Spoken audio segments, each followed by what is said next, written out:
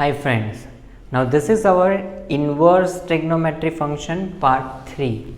Part 1 और part 2 में हमने डिफरेंट MCQ सॉल्व किए थे. Now in part 3 we are going to solve the more MCQ. अगर आपने पार्ट 1 और पार्ट 2 अभी तक नहीं देखा है तो you will get the link of this part 1 and part 2 in the description section.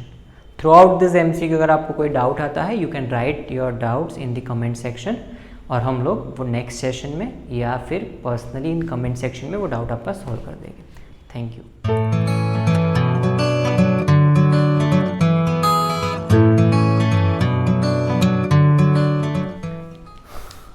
Question number 10. If cos inverse x plus cos inverse y plus cos inverse z equal to pi, then we have to find the value of x square plus y square plus z square plus 2xyz. Okay. Cos inverse x plus cos inverse y plus cos inverse z equal to pi. ये दिया हुआ है कि ये तीनों का addition पाई है.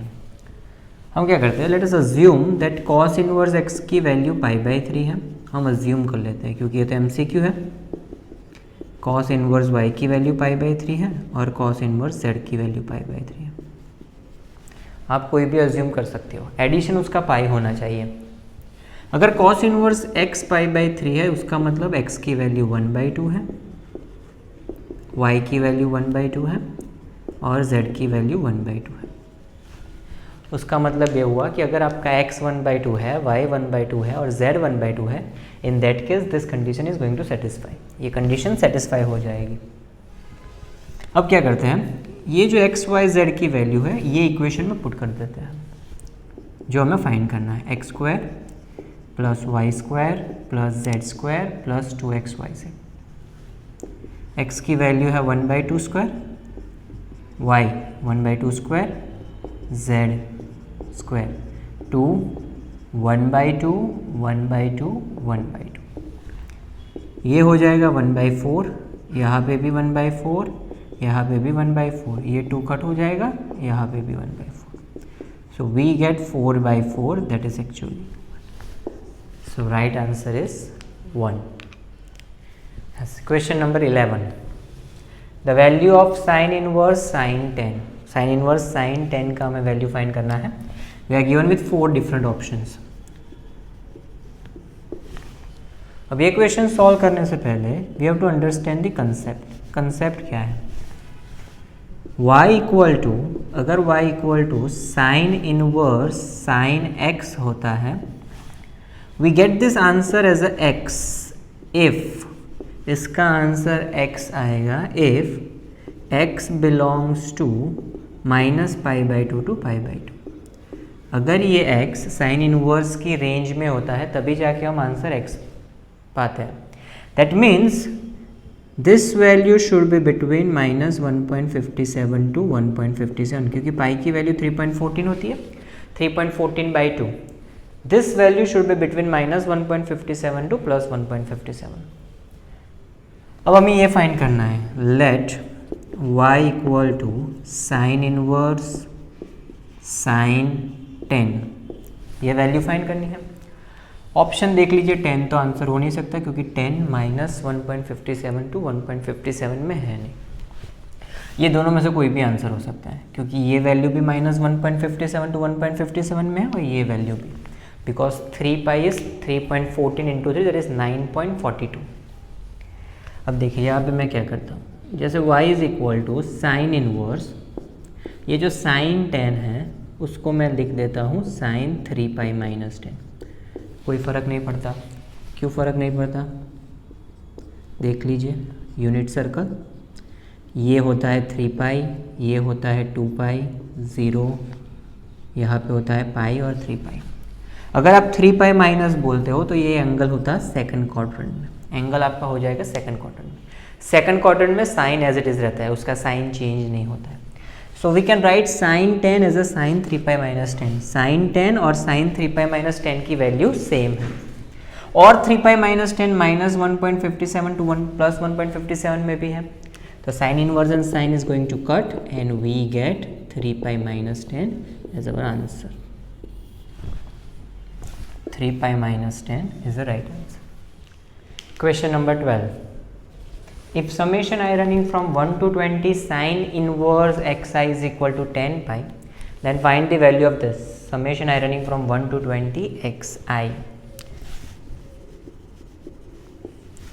Now summation I running from 1 to 20 sine inverse xi is equal to 10 pi.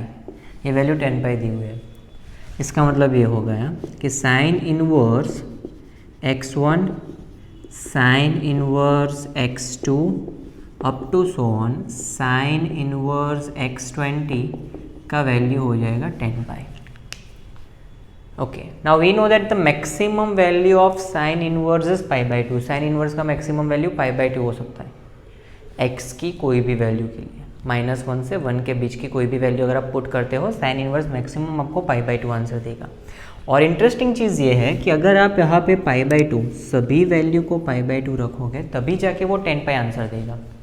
So we have to put the maximum value of sine inverse. Sine inverse का मैक्सिमम वैल्यू रखोगे तभी जाके ये आंसर 10 पाई देगा, अदरवाइज वो answer दे ही नहीं सकता.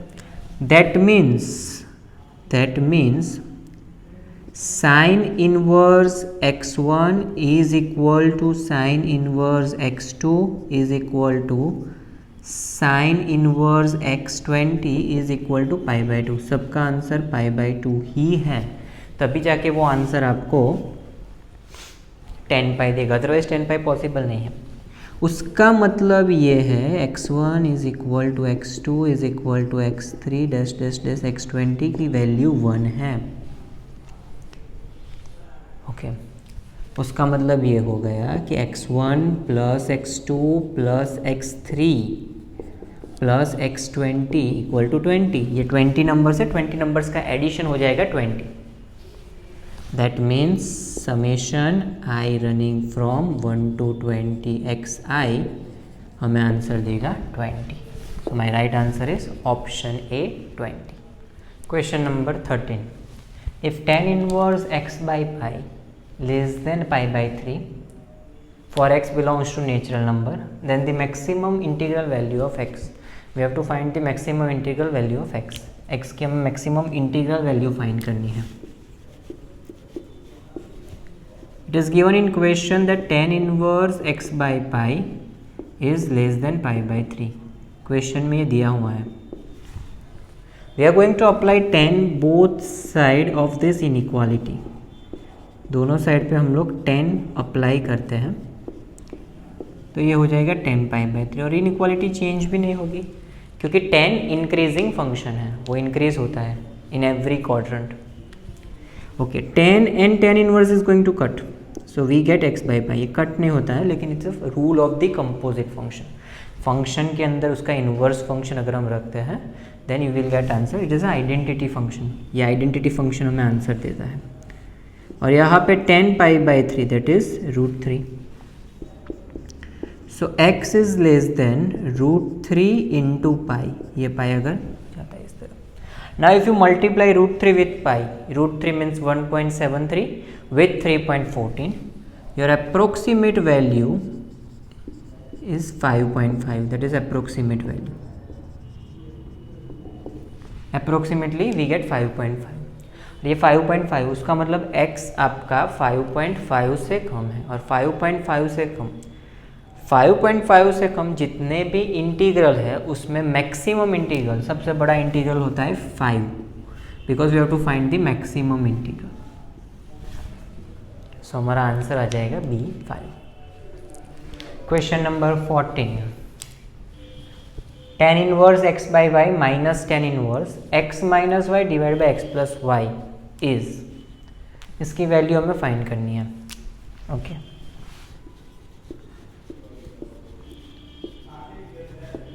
tan inverse x by y minus tan inverse x minus y divided by x plus y. tan inverse x by y. now in this, इसमें हम क्या करते हैं, न्यूमरेटर और डिनोमिनेटर को y से डिवाइड कर देते हैं. So we get x by y -1 divide by x by y +1। Numerator को भी y से डिवाइड कर दिया और डिनोमिनेटर को भी y से डिवाइड कर दिया। So tan inverse x by y minus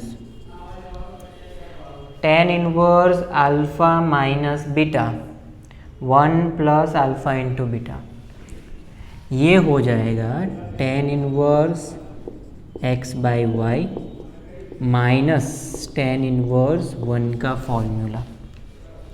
अगर आप इसके अंदर tan inverse x by y, tan inverse alpha minus tan inverse beta का फॉर्मूला अप्लाई करते हैं, you will get this answer.